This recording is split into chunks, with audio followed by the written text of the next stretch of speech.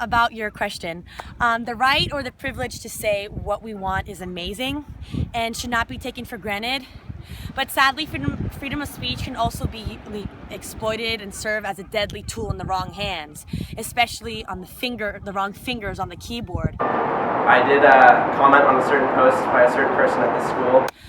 With recent events occurring domestically or globally, I began wondering about the fine line between freedom of speech and hurting someone while doing it, because it can range from kids bullying other kids on the internet, And their mom decided to get involved and message me. She called me anti-Semitic.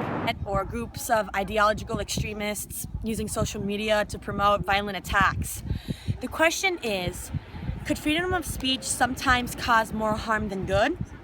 For example, can extreme groups post Facebook ads calling for youth to pick up a knife and stab people? Can they use social media to recruit more extremists?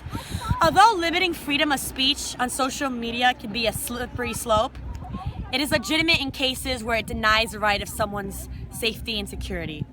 So we should remember, anyone that uses a keyboard holds a great responsibility. Freedom, freedom, I can't move. Does social media exist as a good platform for discussion? I absolutely think so. A valuable resource to be able to discuss and see things that they might not be,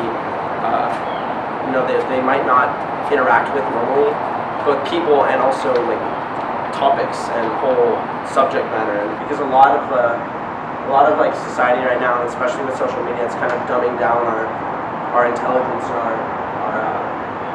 societal want to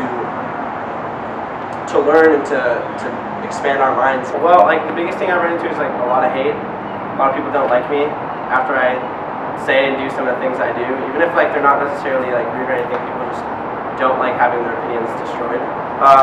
That's most of the consequences. I've never really gotten in any like actual trouble for anything I've said. I've just had a lot of people like come up to me and like discuss it.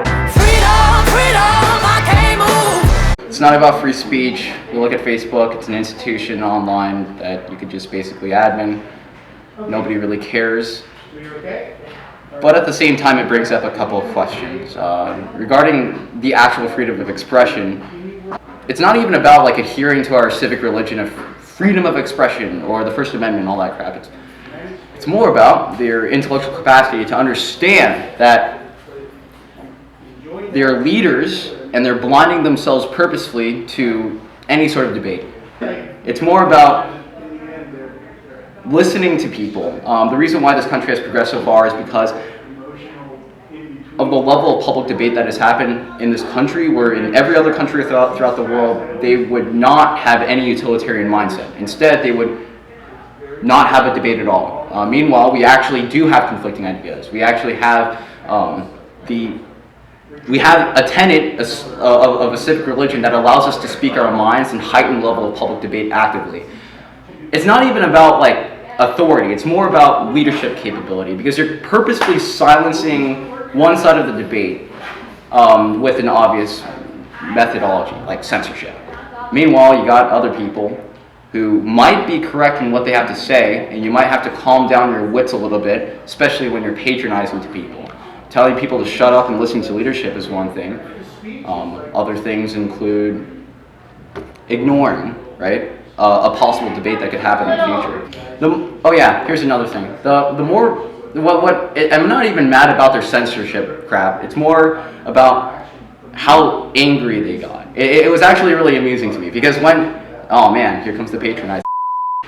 It's actually really funny, right? Because the angrier that they get, right, at a seemingly innocuous comment, like, oh, we should listen to this leadership or else they'll smite our to the ground or something, or we should listen to leadership because they might censor us, or we should listen to leadership because of the fact that their leadership does not lead by any sort of example. It leads by authority, which is completely different from leadership. They do a lot of important functions at the school. They do spirit rallies, they hold talent shows, and etc. Leadership has got to learn to use their ears more, and maybe just exercise their vocal cords a little bit less.